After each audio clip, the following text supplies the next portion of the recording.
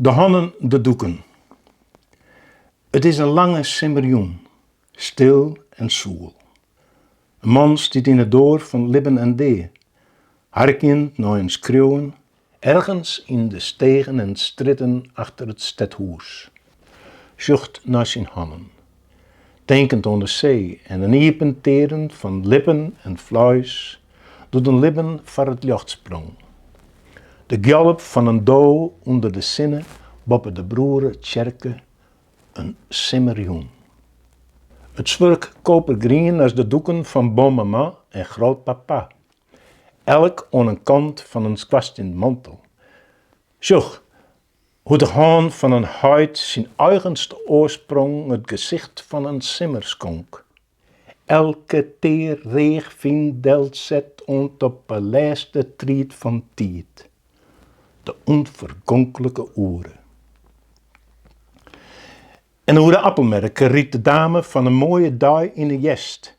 Groet het in het door van Libben en Dee, de man die mij een spiegel eeg voor het wast, onder de hoed van tijd en schimmerzeeg, hoed een huid mij het pensiel als pincet een te volle on olie verven uit de duffelske jas van Eusie pjukte.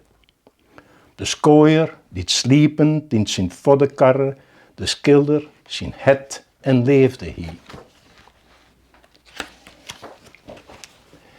En Alixa belibbet in de door van Libben en Dee, de mitsler van het menselijke lichaam, de woene en het wonderlijke van het bestaan.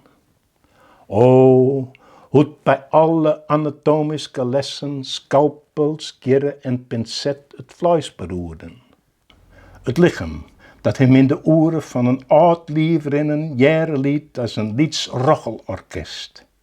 Maar de weerklank van neet en nimmen, de rijd verrinnen de dag. Wolken schouwen als oliekoeken de hemeloer. Dreuwe balans het balwerk het kuitenhok in, dat als een smoekekroeg zijn gasten inneemt. De boppenjermens bleed, vleen en prik de nullen, maar fleur het vlees in.